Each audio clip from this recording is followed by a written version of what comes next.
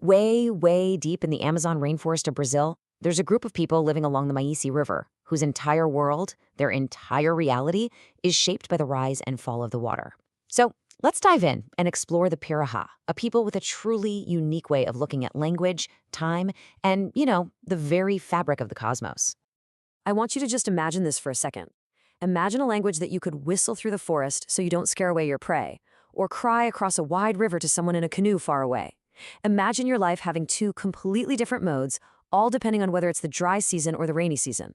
And get this, a culture where you get names from spirits that actually shape your body, your soul, and what you become after you die.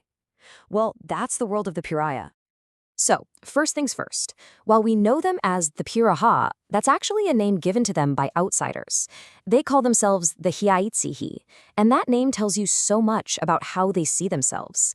It means they're one of the body beings in the cosmos, which right away puts their identity at the absolute center of their entire worldview. Okay, so let's start with one of the most fascinating parts of Piraha culture, their language. Because for them, it's not just a tool you use to communicate, it's like a direct extension of thought itself. They actually call their language Appai Chiso, which literally means that which comes out of the head. How cool is that? It just perfectly captures their belief that language is this immediate thing, an expression of thought, not just a bunch of random symbols we all agree on. And because their language is tonal, where the pitch of a sound changes its meaning, they can do some absolutely incredible things with it. They can use cries to talk across huge distances on the river. They use whistles to say whole phrases without making a sound that would scare an animal. And they can even have a full-on conversation while they're eating. It's a language that is just perfectly designed for their environment. Now, this deep, deep connection to their environment, it goes way beyond their language. It shapes the very structure of their society. For the Piraha, time isn't really measured in months or years. It's measured by this powerful back and forth between two seasons, and both are all about water. Seriously, just pause and think about that for a second. What if where you lived, who you hung out with, even what you focused on spiritually, changed completely, twice a year, every single year, just based on how high the river was? This chart really lays it all out. During the dry season, which they call Piaisi, the river pulls back, and these huge sandy beaches appear. That's when people come together in bigger groups, food is plentiful, and the focus is on community rituals.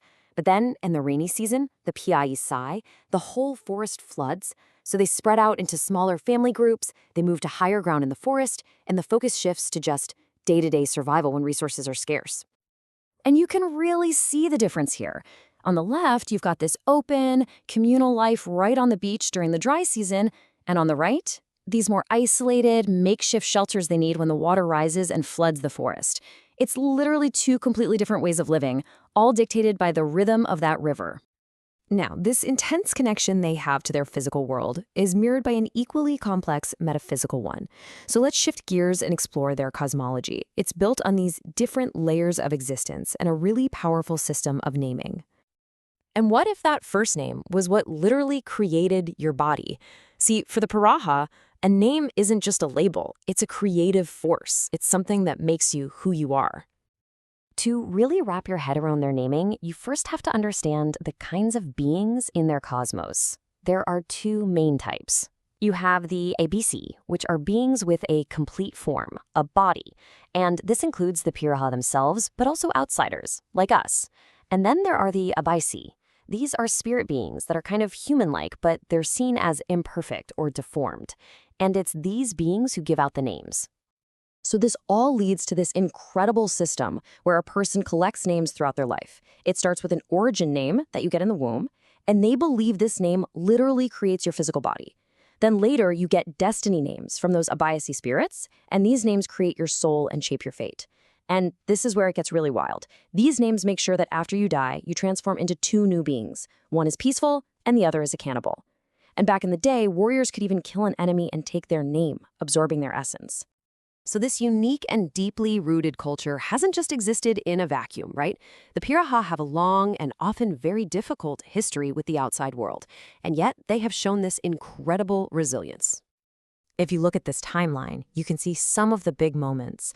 You've got the first anthropological studies back in the 20s, decades of contact with missionaries, really tragic epidemics, and fights over resources, all leading up to their land finally being officially recognized in 1994. But through all of that, their story is really one of survival. I mean, back in the 1920s, their estimated population was down to just 90 people. By their first official census in 1985, their numbers had slowly started to climb back up to 141. And today, the population is around 360. That is a remarkable recovery. It's just a powerful testament to their cultural strength.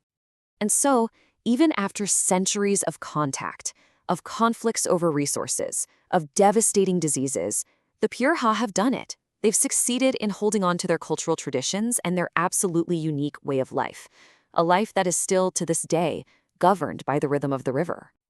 So as we finish up here, it really leaves us with a pretty big question to think about.